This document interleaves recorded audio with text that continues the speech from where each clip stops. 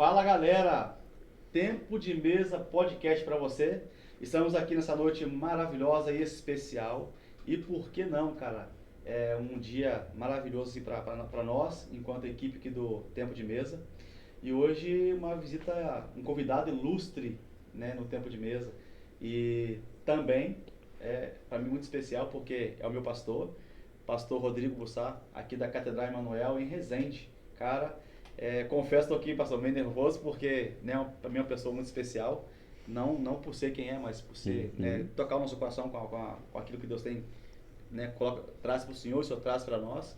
E hoje, nesse lado da mesa, podendo conversar, entrevistar e falar das coisas, né, que Deus tem feito na nossa vida. Pastor Rodrigo, para você presente, né? Eu sou o Júlio, você já conhece, o Júlio do canal de Tempo de Mesa Podcast. E agora a gente queria conhecer um pouco do senhor. Maravilha, eu sou o Rodrigo Bussardi, tenho 47 anos, sou casado com a linda Marilene, sou pai da Maria Eduarda, que tem 18 anos, e do Davi, que tem 10 anos. Tenho o privilégio de ser pastor da Catedral Emanuel, aqui em Resende, que é uma igreja metodista. Estou pastoreando essa igreja desde o ano de 2005. Vou fazer agora, em fevereiro, 20 anos como pastor da Catedral Emanuel em Resende. Que coisa linda, meu Deus. É história. É uma história. São 2 décadas. Meu Deus. De muitas bênçãos. E muita revolução. Muita revolução. Segundo a minha, né, humilde observação. Galera, eu estou aqui também com, por que não, Eric, ali nos dando um auxílio na mesa, o Rian, também o Lucas, eita glória. E também vem cá, Davizão, pode ser para nós aqui? O Davizão, que já chegou aqui, já preparou para nós aqui uma água gelada maravilhosa, colocou aqui uma mesinha de centro, porque o nosso tema, né, do nosso canal é Tempo de Mesa. Então, estamos aí, vamos lá, começar essa pegada maravilhosa. Pastor Rodrigo, assim, eu gosto muito de começar dessa forma, né, contando um pouco sobre a nossa história.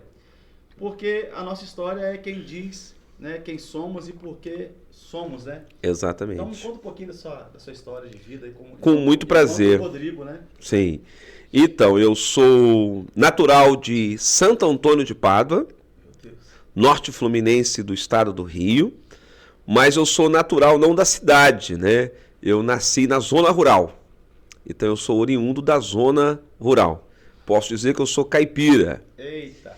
Então, sou de uma família que nunca saiu da zona rural. Então, os meus pais até hoje moram na roça, sobrevivem da roça. E eu tenho muito orgulho, né, dessa minha origem, dessa minha raiz. Eu sempre digo que eu saí da roça, mas a roça não sai de mim, não. Ela está em mim o tempo todo.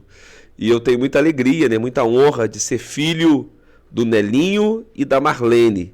Os meus pais, graças a Deus, são uma referência na minha vida, a minha base, a minha estrutura.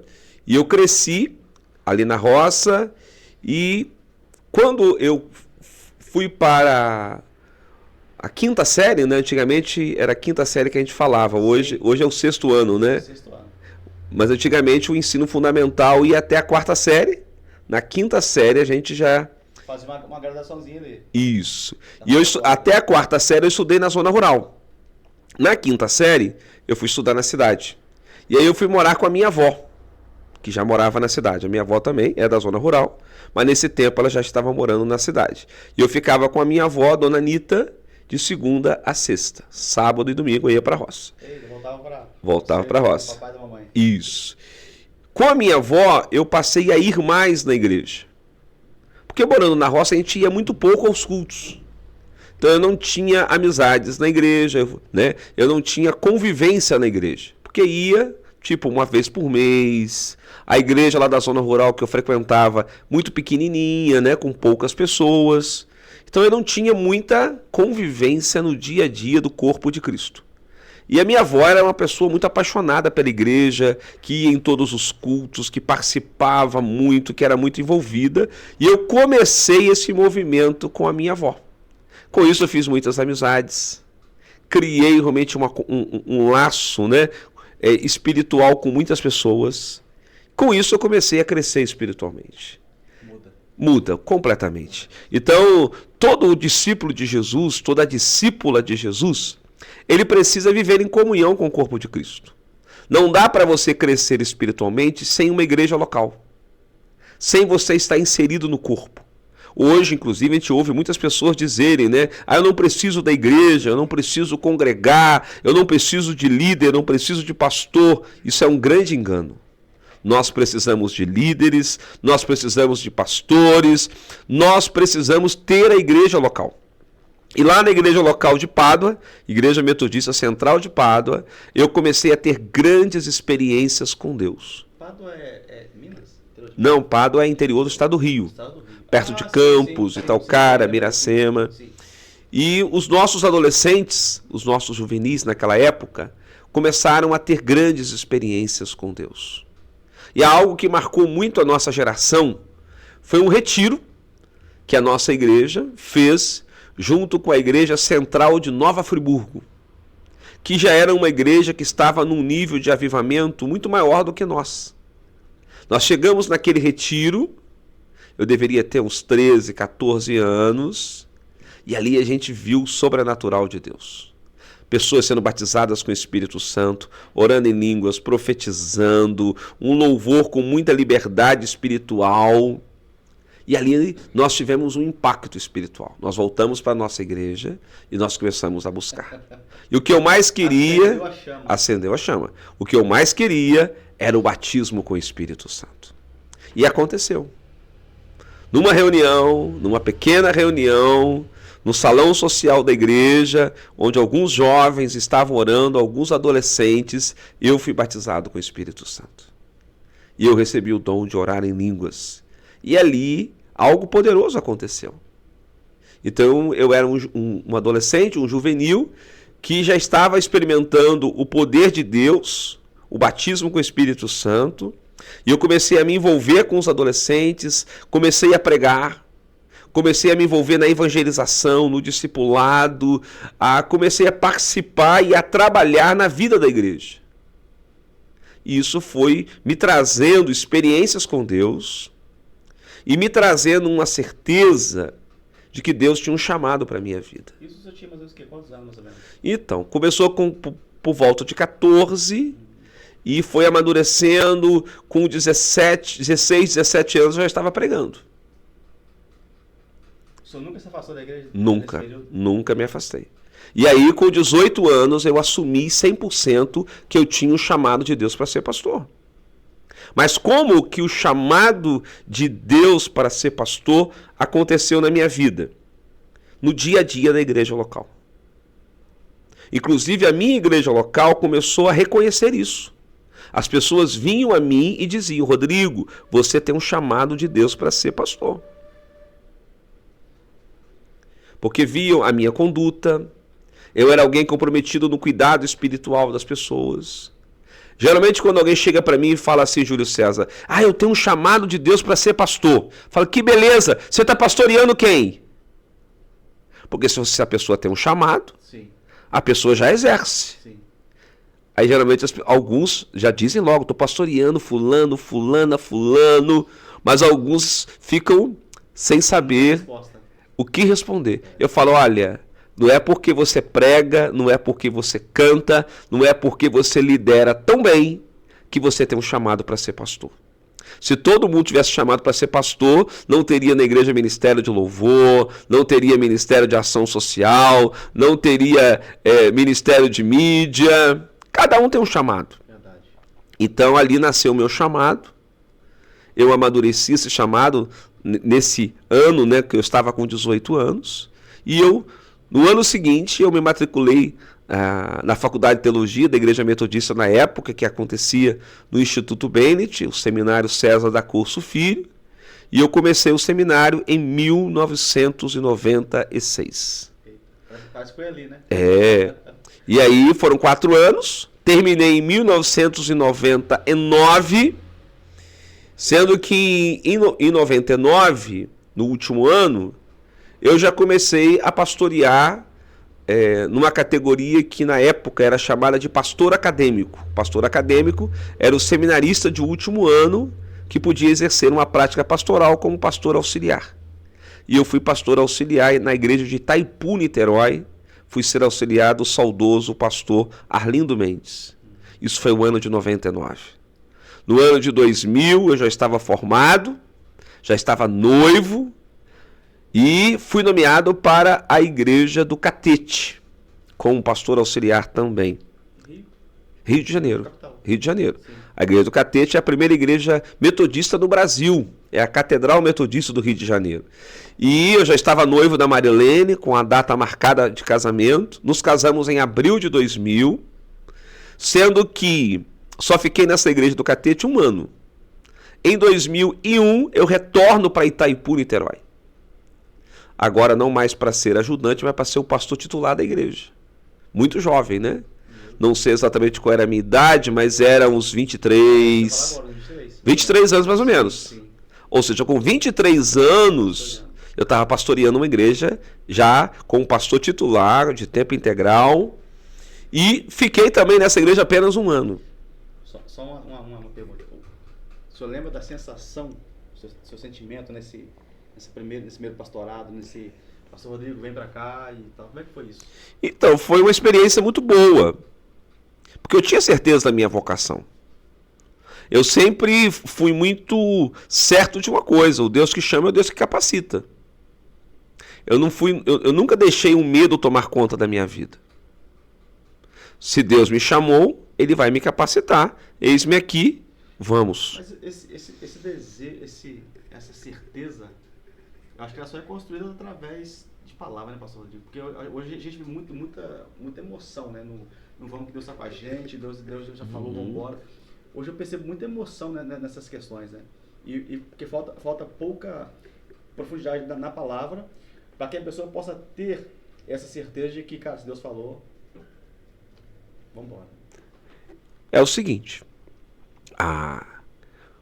muitas pessoas querem liderar áreas na vida da igreja nas quais elas não foram chamadas por Deus. É outra questão. Quando você não tem um chamado, é igual você querer dirigir um carro sem ter habilitação. Você está sempre com medo. Você até Vai ter uma blitz, vão me pegar, né? Vão prender o carro, vou receber uma multa. Você está sempre inseguro. O carro da polícia passa você, já fica tremendo, achando que a polícia vai te parar porque você não tem a carteira de habilitação. Então, quem não tem um chamado, eu comparo ele a um motorista, ele sabe dirigir, mas ele não tem a carteira de habilitação. Quem não tem chamado não foi habilitado pelo Espírito. Age de acordo com a sua própria capacidade. E as pessoas têm as suas capacidades naturais. Sim. Tem gente que fala muito bem, tem gente que entende muito de liderança, tem gente que por natureza é carinhoso, é carinhosa, sabe lidar com pessoas, tem inteligência emocional, tem muitas atribuições, muitas qualidades, mas a pergunta é: foi chamado por Deus? Ou será que essas habilidades eram para serem vivenciadas num outro ambiente ministerial da igreja? Porque hoje, Júlio César, o que eu percebo? Muita idolatria da figura pastoral. A igreja evangélica está assim de idolatria. Assim de idolatria. Na igreja evangélica se idolatra a função pastoral, a figura do pastor. Não estou generalizando, né? Cada comunidade tem o seu perfil e tem a sua maturidade, mas em algumas comunidades evangélicas, o único ministério que existe é do pastor. Isso é tão verdade que em algumas igrejas evangélicas, quando se usa a palavra ministério, está dizendo sobre a vida de quem? Do pastor, dos presbíteros, dos evangelistas e dos diáconos, é isso? Sim. Nós temos uma reunião do ministério da igreja. Quem participa?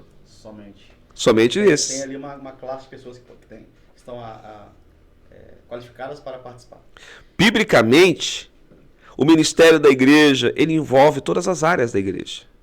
Não só esses ministérios específicos, mas envolve a mídia, envolve a ação social, envolve o ministério com mulheres, o ministério com homens, o ministério com adolescentes, envolve, talvez se a igreja tiver um ministério de cozinha, um ministério de Libras e tantos outros que vão surgindo. Ministério de crianças. Eu tenho para mim que só idolatra, um exemplo, né? A gente tem que ver os dois lados da moeda, né? Uhum. Tem aqueles que são apaixonados por serem idolatrados. Existe também. E tem aquela classe de pessoas que gostam de idolatrar. Exato. E aí, aquilo que é da maior importância da igreja, do evangelho, né? Que é de Cristo, que é você ser um discípulo, né? E discípulo, quem vai discipular não só fica ali alisando, passando, afagando o ego, né? Quem vai discipular também mostra também a cicatriz, os defeitos. Sim. Aquilo que precisa ser corrigido, né? Então, assim, o que falta hoje, acho que é esse controle emocional por parte dos dois lados, né? Exato. Quer saber quando porque tudo na vida tem um limite. Exato. E a gente enquanto também ovelha, também a gente perde esse limite, né? Da idolatria. Verdade. Então a gente tem que entender que todos os ministérios da igreja são importantes. Todos. Todos os ministérios são importantes. E aí eu estava te contando a minha história. Em 2000 eu estava em Itaipu, como titular, tempo integral. 2002, o bispo Paulo Lockman, que era o nosso bispo na época, hoje ele é bispo aposentado, é bispo emérito, que é meu pai na fé, o meu grande discipulador, a minha maior referência de ministério, que investiu muito na minha vida. Ele me leva para pastorear uma outra igreja num bairro do Rio chamado Cavalcante. E eu fiquei em Cavalcante 2002, 2003 e 2004. No final de 2004, o bispo Paulo Lockman me chama e ele me diz que ele tinha um desafio para mim. Interessante, Júlio César. Eu já sabia que ele ia me chamar. O Espírito Santo tinha falado comigo. Lá em Cavalcante, no gabinete da igreja, eu abrindo um livro de atas e documentos da Igreja Metodista. Quando eu abro o livro, eu vejo a igreja de Resende. O templo de Campos Elíseos. Não existia Catedral Emanuel. E ali eu vejo o nome da igreja e o endereço, Rua Alfredo Eiter, 154. E o Espírito Santo falou comigo, você vai pastorear essa igreja. Eu falei, eita! E eu levantei, dei glória a Deus, falei, vou aguardar. Comentei com a minha esposa, ela falou, vamos orar. Ela ficou surpresa, falou, será que isso não é coisa da sua cabeça? Vamos entender melhor. Eu falei, não é coisa da minha cabeça não. É Deus. Foi Deus que falou. Passou alguns dias, eu lembro que eu cheguei em casa, nessa época eu tinha secretária eletrônica, algo que essa geração não conhece, né? Verdade. E aí, quando eu aperto lá a secretária eletrônica, tinha um recado, que era a secretária do bispo Lockman, dizendo que para eu ir no gabinete dele, em tal dia, eu lembro até o horário, o dia eu não lembro, mas o horário eu lembro, 11 horas da manhã, que ele queria falar comigo. Eu falei para minha esposa, ele vai falar comigo sobre Resende. A minha esposa, não, ele deve tratar com você outros assuntos. E não esse. Eu falei, espera. Vou à sala do bispo, sento. O que ele fala? Resende. Ele falou, Rodrigo, você aceita esse desafio? Eu falei, com certeza, porque o Espírito Santo já falou comigo. E era uma quinta-feira esse dia. E eu fui nomeado para cá, assumi no último domingo de 2005, na parte da manhã. E vai fazer agora 20 anos. Meu Deus. Chegou eu e Marilene, não tínhamos Maria Eduarda, e muito menos Davi, né, que tem 10 anos. E hoje, graças a Deus, são 20 anos, é uma história. Temos a Catedral Emanuel, temos a Arena Church, temos Tenda Emanuel, temos Catedral Emanuel Serrinha e vamos continuar avançando. Uma pergunta que eu queria fazer, né, dentro desse tema, é se o senhor abandonou ou deixou de fazer algo, né, para atender esse chamado. Algo que o senhor queria fazer, um exemplo. Tem pessoas que queriam ser advogado, outros queriam ser engenheiro. O senhor abandonou alguma coisa assim, que o senhor queria ser e viu que o chamado era mais importante do que o que o senhor queria fazer da vida? Então, Deus foi muito forte no meu coração. Eu tinha outros sonhos. Por exemplo, no 2º grau, eu fiz o curso técnico em contabilidade. E eu gostei muito de contabilidade. Então, no meu primeiro ano do 2º grau fazendo contabilidade, eu pensei, vou arrumar um emprego no escritório de contabilidade. Porque nessa época eu trabalhava entregando jornal. Falei, você gosta de entregar jornal, não estou aprendendo nada, só estou aprendendo endereço. Eu aprendi todos os endereços da cidade. Falei, mas o que isso vai mudar na minha vida? Nada. Eu tenho que, já que eu estou fazendo contabilidade, eu tenho que arrumar um emprego no escritório de contabilidade. E aí eu consegui. Comecei como office boy, fui aprendendo as coisas, né? Numa época onde tudo era manual, né? Livro de entrada, livro de saída, livro de ICMS, tinha que fazer tudo à mão, né? E eu comecei a ser escriturário. E eu gostei muito desse trabalho. E eu pensei, eu posso no futuro ter um escritório de contabilidade. Aí até pensei no nome, né? Contab, Contabilidade Bussard. Pensei até no nome, Contabilidade Bussard. Falei, estou fazendo técnico em contabilidade. O técnico em contabilidade pode se inscrever no Conselho Regional de Contabilidade, pode ter o CRC, e eu vou poder exercer a profissão. Foi uma coisa que eu pensei. Pensei. Só que logo depois eu fui invadido pelo poder do Espírito Santo. E aí essa vontade passou rapidinho e eu entendi que eu tinha um destino, que eu tinha um propósito, que eu tinha uma vocação e que Deus iria fazer grandes coisas. Aí eu não tive mais dúvida. Você se lembra assim de um episódio onde o senhor sentiu assim, onde marcou sua vida desse encontro? Encontro que eu falo não é aceitar Cristo, não. Eu digo esse encontro, essa chama mesmo que te pegou por dentro assim, e te fez mudar assim de rota, de atitude. Sim. Você lembra desse momento assim, um momento desse? Então, o primeiro momento foi o batismo com o Espírito Santo. Sim, esse aí Já juvenil, adolescente.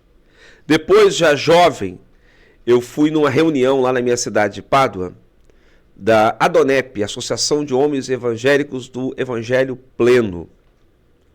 São homens de negócios que se reúnem para evangelizar, né? Essa associação não é muito conhecida em nossos dias, mas no passado ela foi muito forte. E eles promoviam muitos seminários na época. E eles promoveram na minha cidade um seminário que era aberto para qualquer pessoa. E eu fui. E eu lembro que quem ministrou no final foi no auditório da Rádio Feliz da cidade. Ele veio na minha direção, ele pegou a minha mão e ele falou, menino, ou jovem, agora não lembro, o Senhor está te entregando uma grande unção. E ele bateu na minha mão, ele deu um tapa.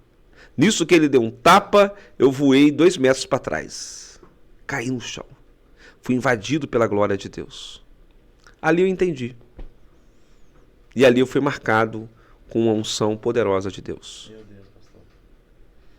Desafio, assim, que o senhor teve, assim, que o senhor lembra agora, assim, que o senhor foi, que te tirou do comodismo, te tirou sabe, do seu centro, assim. Então, o maior desafio foi sair da zona rural, sair de Pádua, vir morar no Rio de Janeiro, não conhecendo nada, né?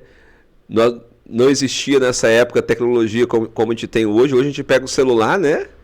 A gente consegue até a foto da onde a gente está indo, tem o Google Maps, tem tudo aqui instruindo a gente, né? A gente descobre tudo.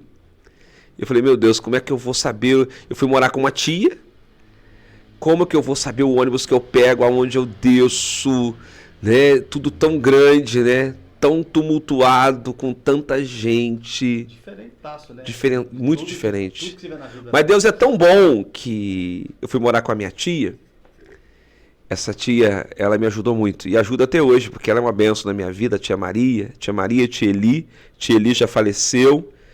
E os meus primos, né, Eliomar e Enimar, eles me ajudaram muito.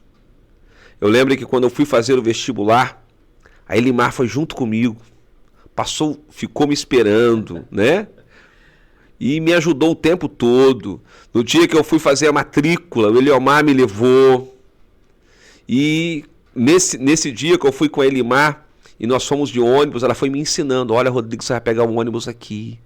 Você vai descer aqui. Ó, na hora de voltar, você vai pegar um ônibus aqui no Largo do Machado, o 497 ou o 498, vai descer aqui nessa praça em Olaria, ó, você vai atravessar a passarela, subir essa rua e vai chegar aqui na nossa casa. Meu Deus, é o cuidado. Então, a minha prima e o meu primo, eles cuidaram muito de mim. A minha tia e o meu tio, da mesma forma. Então, ali eu fui acolhido, né? De uma forma, Júlio César, extraordinária. Meu Deus. Até hoje eu Muita tenho... saudade. Sim, muita saudade. Sim. Sim, Te pega até de pensando assim, poxa, aquela época. muito boa. Eu tenho muito contato com a minha tia. Hoje ela mora em Pádua, não mora mais no Rio, sempre a visito. O meu tio já é falecido. A minha prima Elimar faleceu muito jovem. Foi uma perda muito grande. Ela teve um câncer feroz. E ela faleceu com 50 anos. Puxa vida. Antes dela falecer, ela me ligou. A gente conversou um pouco.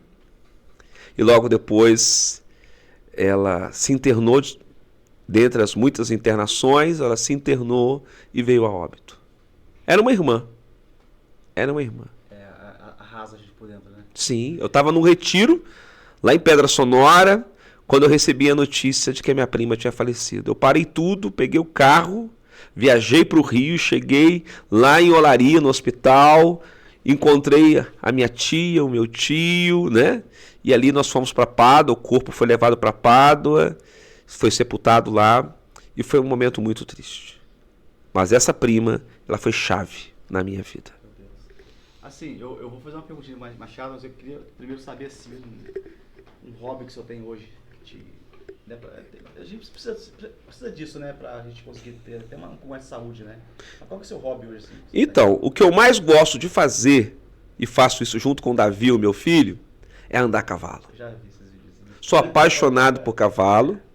Então a gente anda muito a cavalo, né? A gente vai muito pra roça. Então o melhor momento nosso de lazer é na roça. Eu encontrei com uma pessoa, você deve lembrar dele, o Bruno Balbinotti, marido da Mariana. E ele também viu esse seu gosto por natureza, né? Uhum. E ele falou que ele viu um vídeo seu, que lembra, que ele viu um vídeo seu no Dia do Legado. Ah, sim. O senhor chamando na enxada. Aí eu falei assim, rapaz, esse aí é o pastor Rodrigo. Né? Eu me empolguei. Fiquei assim, cara, admirado de ver, cara, o pastor lá dando enxadada, capinando, roçando mato. Eu falei, então, esse é o pastor Rodrigo. Então estar na roça pra mim é um momento assim maravilhoso, né? Eu sonho que estou lá na roça, eu sonho que estou em cima de um cavalo, eu sonho que estou tocando boi. Então isso me traz um renovo muito grande. Eu tenho outros hobbies, eu gosto demais de ir à academia, faço musculação. Rapaz, esse hobby aí não é bom não, é?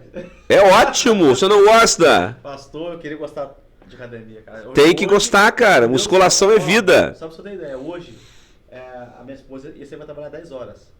10 horas eu vou trabalhar, eu vou lá na escola e tal. Só que, cara, incrivelmente a gente começou a conversar sobre a vida, sobre questões, né, de reorganizar algumas coisas na vida, né, na família, na casa. E uma das coisas que ela brigou comigo com o Rian, qual que foi, Rian? Fala aí que eu vou passar o microfone aqui. Academia, rapaz. Eu tô pagando academia pra vocês, e você não tá indo. Eu falei, eu vou na academia, eu vou na academia. Tem que ir. Assim, lógico que é saúde, não tem como falar que não é. E até pra mente é saudável, né? Mas eu queria que fosse um hobby pra mim essa academia, cara. Eu gosto muito. Academia é um hobby, é um prazer. Andar de bicicleta é um hobby, é um prazer. Muitas vezes eu vou fazer alguma tarefa da igreja, em vez de eu ir de carro ou de bicicleta. Essa semana eu tinha um café com um dos nossos líderes lá no Paraíso. Sim. Eu não fui de carro, eu fui de bicicleta. Foi embora. Maravilhoso. E como foi? E tava um sol de rachar. 7h30 da manhã e tava um sol de rachar. Mas aquilo me deu uma sensação tão boa. Quando eu voltei, né? Na descida da Graal, né? Indo pra Man, aquela descidona, que maravilha. Nós cortamos cabelo no mesmo salão, eu e o Rian. Certo. A gente tem o mesmo cabeleireiro em comum, né? E é daqui mais ou menos, cara, mais próximo que aquela padaria que você vai aqui embaixo. Uhum. É mais ou menos esse mesmo percurso. A gente entra no carro e vai de carro. Que vergonha. Misericórdia. Que vergonha, cara. Vergonha. Tem que repreender da vida de vocês a preguiça, né? Esse aí tá pegando a gente. Né, Ian? Rian, tem que botar as mãos aí e Eu orar. vou falar aqui. O seu livro de cabeceira, assim, além da Bíblia, né? A Bíblia a gente não... Eu como cristão também, eu acho que a Bíblia ela é incomparável. Né? Mas a gente sempre tem um livro de cabeceira que a gente gosta, parar pra dar uma lida. O senhor tem algum assim que o senhor... Tenho vários. Vou citar Temor do Senhor, de John Bevere. É um livraço. A Kryptonita, de John Bevere. Legal. Enraizado. Esse aí eu tô lá em casa tentando ler ele. Chegar no 10º capítulo, eu não consigo, tá difícil. Enraizado, sabe quantas vezes eu li? Nem ideia. 4. Cara, eu sou apaixonado, eu não consigo pegar assim firme, eu não consigo. É a disciplina. Mas tá ali. Não, tá do meu lado. Tá na minha cabeceira. Eu pego ali, leio uma página, 2 e fica ali umas 2 semanas, mas eu tô lendo ele. Amém. Então eu leio muito. O meu propósito é sempre ler um livro por mês. Por exemplo, no mês de outubro eu li um livro sobre discipulado, que trabalha o tema da contemplação. Né? Pega lá na minha mochila, Davi, o meu livro lá, dentro da minha mochila. Discipulado como contemplação. E aí eu li esse livro em outubro. Só que eu gostei tanto, chegou o 1º de novembro, eu comecei de novo o primeiro capítulo. Que isso?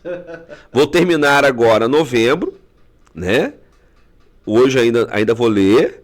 Amanhã é dia 30. Vai, ao livro. O livro que eu estou lendo no momento é este, Discipulado como Contemplação. Ele está ensinando você viver a sua espiritualidade centrada em Jesus, contemplando e vendo Jesus em tudo que você faz, em tudo que você vive. Então é um livro que eu li em outubro, gostei tanto. 1º de novembro, comecei de novo no primeiro capítulo e estou terminando entre hoje e amanhã. Então amanhã esse livro tem que estar lido. Vou chegar lá. Porque 1º de dezembro eu já vou pegar um outro livro. Vou chegar lá. Então a gente tem que ter um propósito. Tudo na vida é meta. Por exemplo, você tem que ter uma meta de ir na academia pelo menos 3 a 4 vezes na semana. Sim. E aí você cumpre essa meta. Uma vida sem disciplina é igual você ter uma horta sem cerca. Uma horta sem cerca, ela vai ser invadida por aves, né? E rapidamente tudo ali vai ser estragado. A disciplina, ela faz uma cerca na nossa vida, ela nos traz segurança, ela nos traz direção. Legal. Guardar essa aí, tá? Guarda aí. Vida com disciplina é vida com cerca. É isso aí. Sem disciplina, sem cerca. Lindo. Pastor, música preferida, favorita que o senhor tem? Alguma? Tenho várias, né? Um cântico que eu gosto muito, mais antigo, é aquele Ele Exaltado. Lindo demais. Lindo demais. Um cântico mais contemporâneo é A Tua Mesa Cura. Lindo também. A Tua Mesa Cura. Cura. Esse eu carrego comigo no podcast. Então, na mesa de Jesus, nós somos curados. Tem tudo a ver com esse livro. Tem tudo a ver com esse livro. Um outro cântico contemporâneo que eu gosto muito é aquele que foi o Alfa e o Ômega. Sim. Alfa e Ômega, sei qual que é. Uma canção muito forte, poderosa, da sua época. Pastor, cara, assim, eu fico maravilhado porque eu percebo, depois que eu assumi, né, esse tema, tempo de mesa, tudo que a gente faz na vida, ele surge através de um tempo de mesa. Por mais que a gente queira correr, por mais que seja na rua, na padaria, cara, volta tudo pra mesa. Sim. Em qualquer momento a gente tem que pegar esse assunto e discutir na mesa, não tem jeito. Sim. Então, cara, esse tema para nós, o tempo de mesa do podcast, foi assim, algo assim, gerado de Deus mesmo. Porque eu orei na madrugada pedindo a Deus algo para se fazer, né? Então, na juventude. E depois quem deu assim um carimbo foi o Rian. Falei, Rian, me ajuda aí, o que eu faço? E, cara, não tem que fazer. E estamos aqui, cara, no tempo de mesa, maravilhoso. Glória a Deus, prazer. E agora vamos jogar mais uma pro senhor, hein? A pergunta que eu coloquei aqui, como você relaxa e cuida, você já falou, né, da saúde mental, que é a questão que você gosta de andar a cavalo. Então, isso. Então vamos partir para a questão pastoral que vai se dar uma pegada.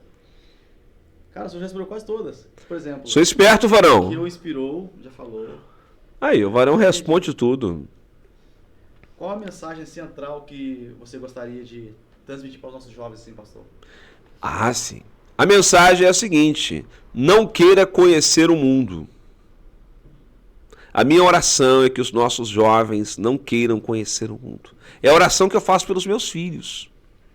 É a oração que eu faço pelas minhas sobrinhas, que elas não queiram conhecer o mundo, que elas tenham o temor do Senhor. Então que a nossa juventude possa entender que existe algo maior, existe algo melhor, e nós estamos falando da presença de Deus. Um jovem na presença de Deus, ele faz diferença. Ele transforma a sociedade.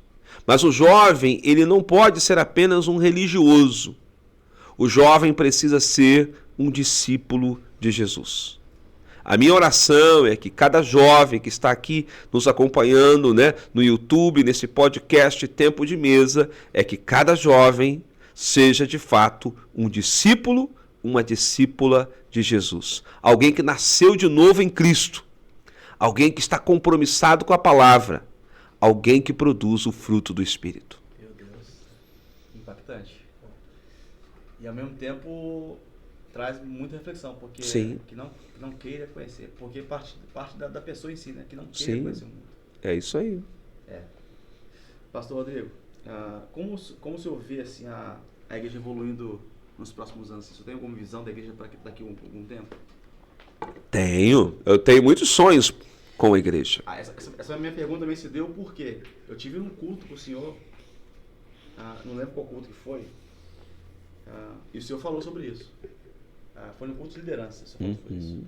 Que para a gente ser líder, a gente precisa rascunhar, né, o presente e o futuro. É isso aí. A gente não tem como ser líder se não pensar no futuro. Exatamente. O senhor falou sobre isso. Eu estou o tempo todo pensando no futuro. Algumas pessoas são muito negativas acerca do futuro. Eu sou muito positivo. O amanhã vai ser melhor do que hoje. O melhor de Deus ainda está por vir. Então, algumas frases que as pessoas dizem, né? Hoje está tudo tão difícil. Eu falo, não, está tudo muito bom. Hoje a gente tem tecnologia, hoje a gente tem facilidade, hoje a gente se locomove com tanta mais velocidade, né? Sim. Tem ônibus, tem Uber, né? Tem tanta coisa disponível para nós, né? As facilidades hoje são tão grandes.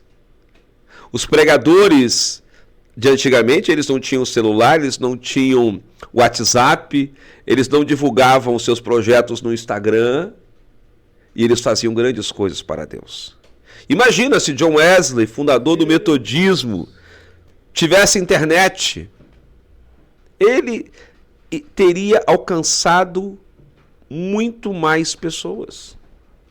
Cara, eu vou dizer que o mundo, né, pastor? O mundo. A fé que ele tinha...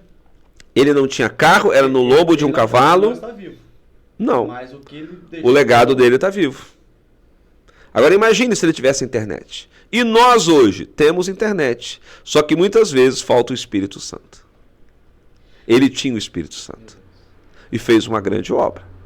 Se você hoje tem o Espírito Santo, usando as ferramentas certas, você também fará uma grande obra. O que é necessário, Júlio César, é a igreja se contextualizar. Não dá para sermos igreja como éramos há 10 anos atrás. 10 anos atrás não existe mais. Mas o senhor fala se contextualizar em relação a quê, por exemplo? Estrutura, metodologia, a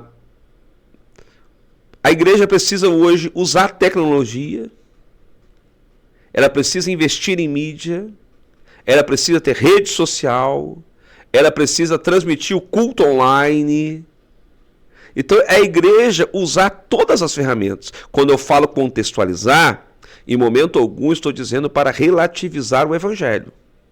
Eu não estou falando para sermos liberais, eu não estou dizendo para aceitarmos o pecado. Pecado continua sendo pecado, santidade continua sendo santidade. Céu continua sendo céu, inferno continua sendo inferno. A palavra não muda.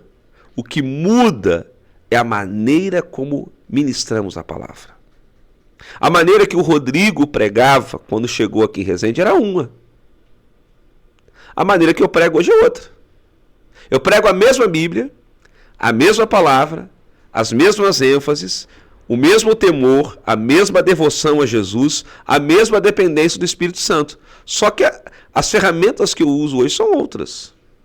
sabe como eu observo isso? O maior exemplo que nós temos, que Deus nos deixou, quando a gente precisa visualizar nosso passado, o nosso presente e o nosso futuro. No casamento. O Rodrigo ou o Júlio que casou, quando casou, não é o mesmo Rodrigo e o Júlio que tá aqui hoje. Com certeza. Dentro do relacionamento é a mesma coisa. A gente se relacionava de uma forma lá atrás, enquanto namorava, enquanto primeiro ano de casado, e hoje é totalmente diferente. A minha esposa olhou pra mim hoje e falou assim, Júlio, a gente estava falando de questões financeiras, né? As contas, né? Ela falou, Júlio, se fosse em outro tempo, nós estávamos brigando. Eu falei, tá, o que você quer dizer com isso? Olha que maravilha, Júlio, a gente está conversando. Isso assim, pastor, eu trago isso também para a igreja. Sim. A igreja, como você falou, a forma com que ela vivia e pregava lá atrás, não é a mesma forma que ela tem que viver e pregar hoje. Com certeza. Por exemplo, hoje aqui na Catedral Emanuel, nós usamos toda a tecnologia disponível nos nossos cultos, seja na música, na ministração da pregação. Então, enquanto eu estou pregando, tem lá os slides com o tema, os pontos que eu estou abordando. Então, quem está assistindo, ele vai acompanhando tudo, ele fotografa. Então, a pessoa que fotografa, ele leva o esboço da pregação todo para casa, no seu celular. O culto está sendo transmitido online. Existem pessoas que estão impossibilitadas de ir ao culto, elas participam da ceia online. Olha que coisa boa. Sabe o que eu vi? Ô Júlio, pra que você tá divulgando o culto no Instagram, o culto ao vivo no Instagram? Só tem ali 5, 10 pessoas assistindo. Eu falei, então, o que Deus quer falar comigo, eu tenho que ir pro culto. Tô bem, tô com saúde, tô bem, tô perfeito. Mas o que Deus quer falar com quem tem em casa? É isso aí. E com quem Deus quer falar? Com quem em casa Deus quer falar? Então não importa se é 1, se é 2, se é 3. É uma alma. O importa é que seja pregado o Evangelho. Então, pessoas aceitam Jesus no culto online, pessoas participam da ceia, pessoas são libertas, pessoas são curadas. Meu Deus. Aí você imagina uma igreja que começa a demonizar isso e não usar a tecnologia. Falando de pandemia, pra mim, não sei se o senhor vai concordar comigo, o ápice da igreja na pandemia, de todos que tiveram, né, vários cantores, né, fizeram vários eventos, né, online, porque não podiam, né, estarem pessoa com pessoa. Várias igrejas aderiram ao culto online, mas o momento que eu mais assim chorei, me alegrei no Senhor, foi quando eu e minha casa tivemos que, até me emociona, nós tivemos que preparar a ceia dentro da nossa casa. Sim. Ir atrás do pão, ir atrás do suco de uva, e depois daquela preparação, colocar a toalha na mesa, preparar o vasilhame onde ia ficar o pão, aonde ia ficar o suco de uva, a minha mulher e meu filho sentados na mesma mesa, sabe? A gente organizou aquilo ali para fazermos a ceia virtual, né, em casa, né? Ótimo. Passou, para mim esse momento foi marcante demais. A pandemia, ela nos trouxe muitos problemas, mas ela acelerou muitos processos. Por exemplo, após a pandemia, eu passei a ter 3 cultos. E permaneço até hoje. E não vou mudar, porque já é uma realidade na vida da igreja local. E por que eu comecei 3 cultos? Já era uma coisa que eu queria. Já era um sonho. Porque o primeiro decreto municipal estabeleceu 20% de ocupação. Lembro disso. Eu falei, vou ter que fazer 3 grupos. E acelerou isso. Na época a igreja tinha uns 700 membros. A gente fez 3 grupos. Meu Deus. Terminou a pandemia, os 3 cultos continuaram. E aumentou ainda, pelo que eu vi e percebi, aumentou. Hoje nós saímos de 700 para 1.500. Meu Deus. Na verdade, pastor, eu entendo que Deus tem propósito em tudo, né? Em tudo. E uma das coisas que eu percebo que a pandemia ela quebrou, né, e a gente precisa reconstruir isso, né? São as questões dos idosos que partiram, né? Dos avós ali, aqueles que nos recordam, né, das nossas lembranças, que nos traz para um centro, né? Quem assim, né, tem o avô como, né, alguém principal, porque muitas pessoas, né, banalizam essa relação, né? Eu digo nesse mundo de hoje. Mas eu particularmente, eu sempre venerei, né, essa questão dos mais velhos, né? Uhum. Até por conta de Israel, que os mais velhos é que ensinavam as histórias, né, que traziam os jovens para aquilo que Deus queria, né? E a pandemia quebrou isso em algumas casas, né? É verdade. Então a gente precisa sim valorizar os idosos, né? Sim. Eu valorizei os meus avós o tempo todo. Agora, pastor, uma perguntinha assim, dentro desse contexto, como o senhor define a espiritualidade? Então, a espiritualidade é a nossa devoção a Jesus. Também já foi respondida, né? É a nossa devoção a Jesus. Sim. É o nosso relacionamento com Jesus. Porque para nós cristãos, a nossa espiritualidade ela é centrada em Cristo. Para alguém não cristão, a espiritualidade ela é centrada na natureza, ela pode ser centrada num objeto, numa imagem de escultura, numa pessoa, num ídolo, numa literatura. A nossa espiritualidade não. Ela é centrada em Jesus, o caminho, a verdade e a vida. Então ela tem a ver com o nosso relacionamento, ela tem a ver com a nossa contemplação a Jesus, ela tem a ver com a nossa devoção a Jesus. Amém. Glória a Deus. Como que o senhor define aí, como que o senhor aborda essas questões como depressão, ansiedade? Então, são questões humanas. São questões que só dá em gente. Da mesma forma que nós temos gripe, dor de barriga, dor de cabeça. Mas as doenças emocionais, elas estão numa crescente. É aí que eu quero falar.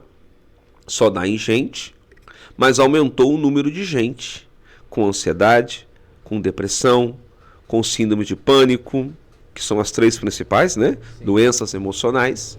Existem outras. Por que tem aumentado tanto? Talvez falte nas pessoas um propósito de vida, um planejamento. Talvez falte nas pessoas o saber esperar. Muita gente tem os seus sonhos, todos têm, né?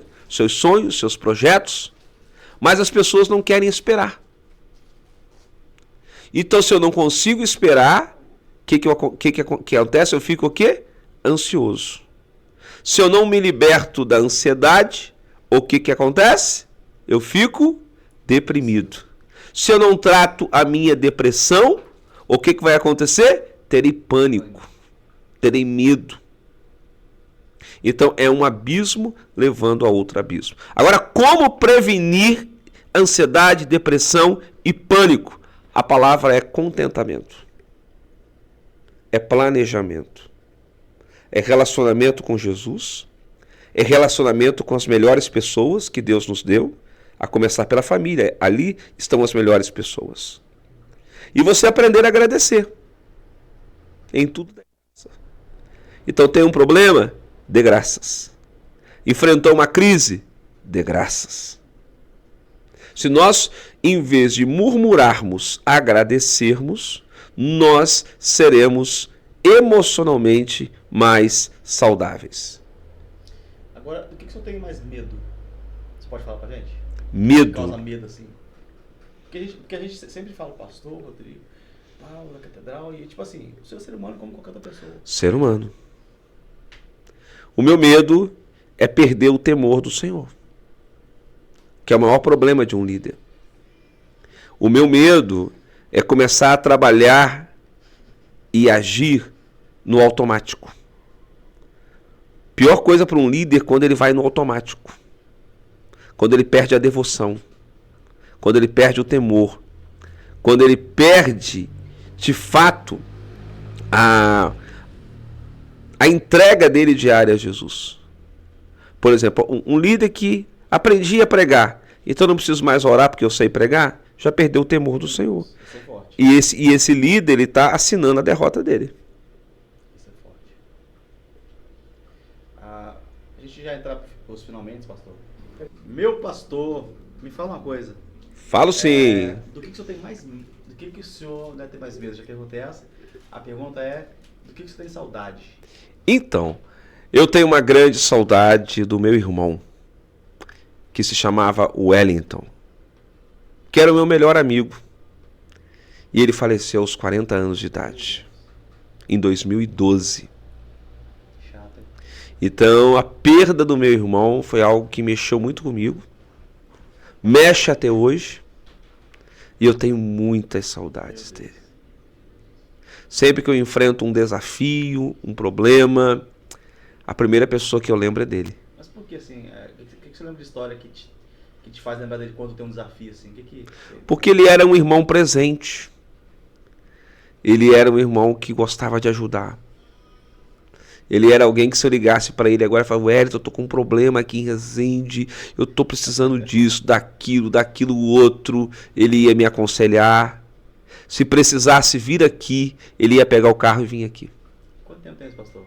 2012, 12 anos. Meu Deus. Então são 12 anos de saudade. Ficou uma lacuna, ele deixou uma filha que é o amor da nossa vida também, que é a Thaís, que a gente tem um relacionamento muito bom com ela, e ela está continuando o legado dele, é uma menina excelente. E ele serviu o Senhor também? Serviu o Senhor.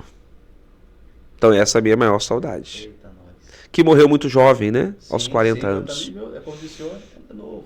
Muito novo, muito novo. E aí o que eu queria que o senhor falasse também pra gente, pastor,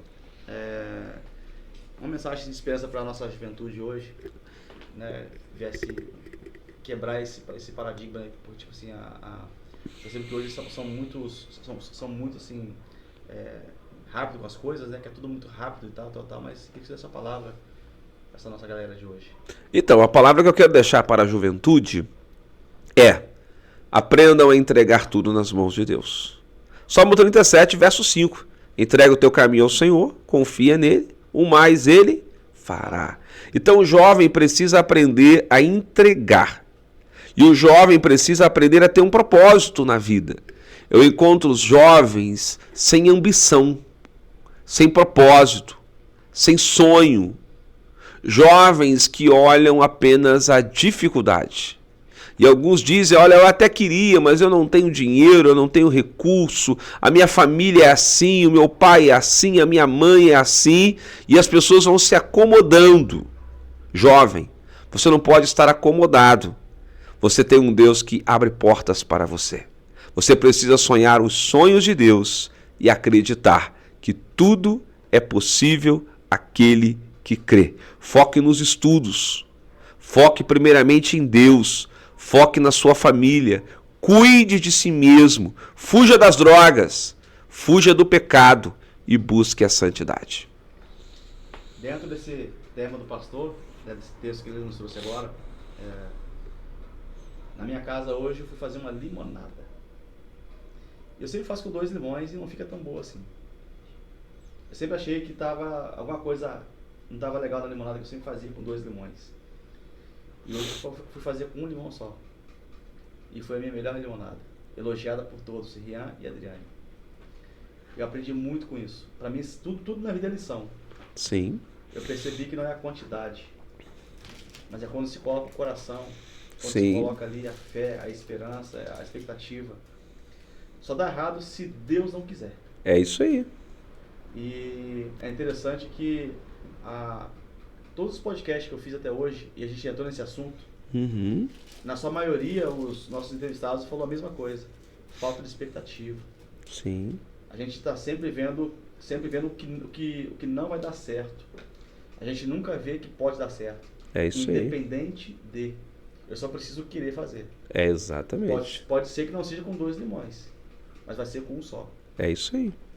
Porque não é o quanto eu quero fazer, mas é se eu quero fazer. É isso aí. Pastor Rodrigo Bussato, você vai chamar atendendo as palavras, encerramento, faz para nós uma visão panorâmica de tudo. Amém. O que eu quero deixar aqui como palavra final está lá no Evangelho de João, capítulo 15. Dos versículos 1 a 8, há um verbo que se repete inúmeras vezes, que é o verbo permanecer. Aquele que permanece em mim e eu nele, esse dá muito fruto, porque sem mim nada podeis fazer. Eu estou falando para muitos que já são discípulos de Jesus. Estou falando para muitos que ainda não conhecem Jesus.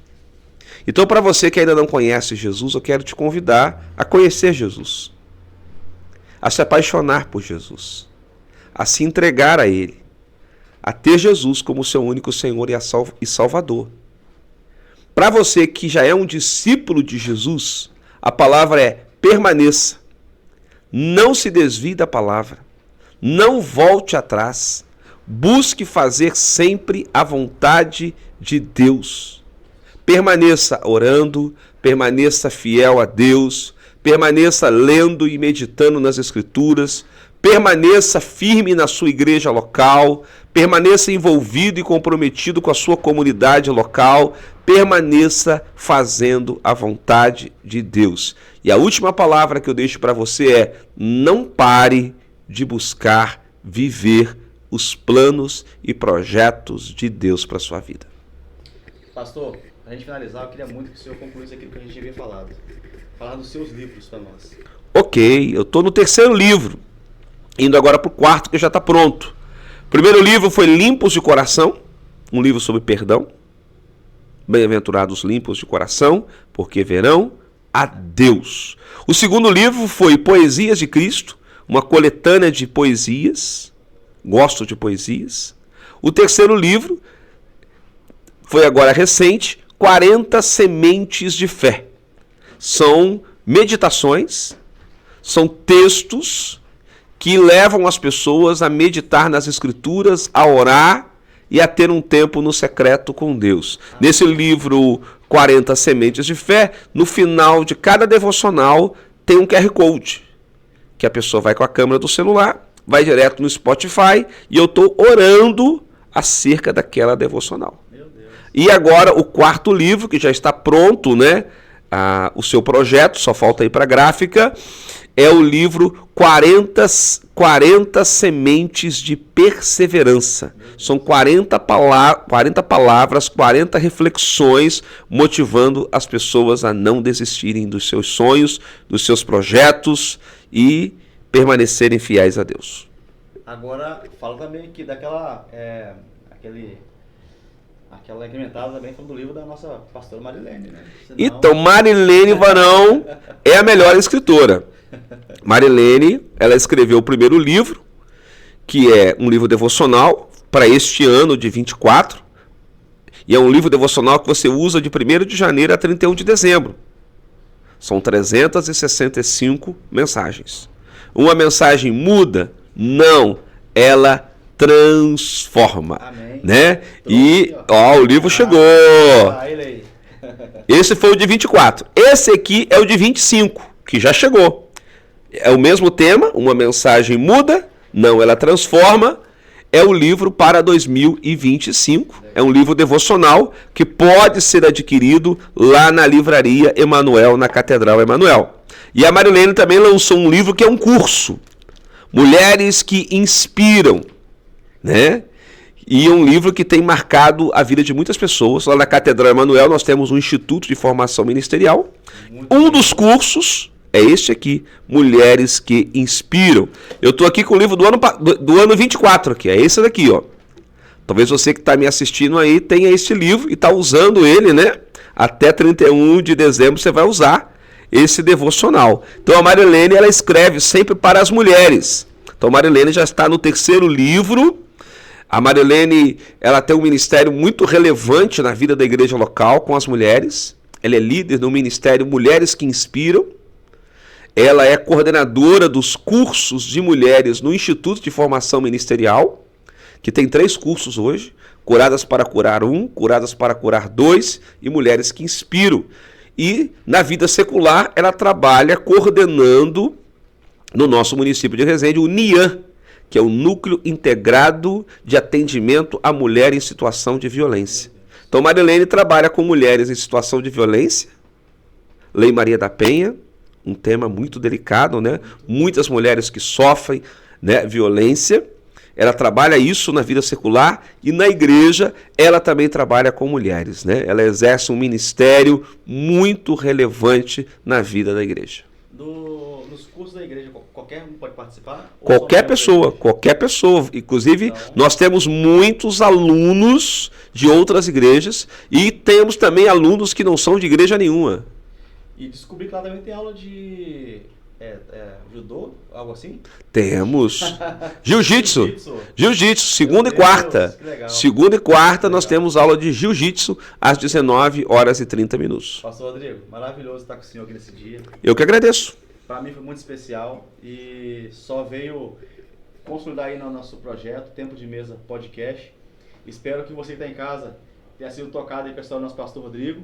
Lembrando que, cara, o final aqui foi maravilhoso. Saber e entender que você só não chega onde você só não chega porque você não quer chegar, ou só chega porque se você quiser chegar. Então, cara, trilhar um caminho. Eu acho muito lindo uma história de uma missionária chamada Cleusa Duarte, e ela nos conta na parte da sua história que ela pega uma folha em branco e ela, antes de orar, ela pega uma folha em branco e fala: Senhor, está aqui essa folha branca, escreve aqui tudo o que o Senhor quer para a minha vida e eu vou aceitar. E hoje ela é uma missionária muito relevante também no ministério. E a história dela nos choca muito. E também a história das mulheres metodistas, que, cara, são lindas demais. Quem quiser conhecer muito a história metodista, procura aí no YouTube, tem muita coisa relevante, né, da igreja metodista, do seu trabalho, né, do John Wesley e por aí vai. E a mulher metodista tem um trabalho muito relevante na metodista, né, pastor Rodrigo? Sim. Elas foram aí as pioneiras das faculdades teológicas da metodista, foram as mulheres que fizeram esse trabalho ser tão relevante até o dia de hoje. Então, busque, cara, conhecer primeiro você também, que é muito importante, e não perca nada, cara, por nada da sua essência. Tempo de Mesa Podcast, vem com a gente, um abraço a todos aí e vamos pra cima. Amém. Que Deus abençoe a todos, que Deus abençoe cada família, em nome de Jesus. Amém. Amém. Fechou.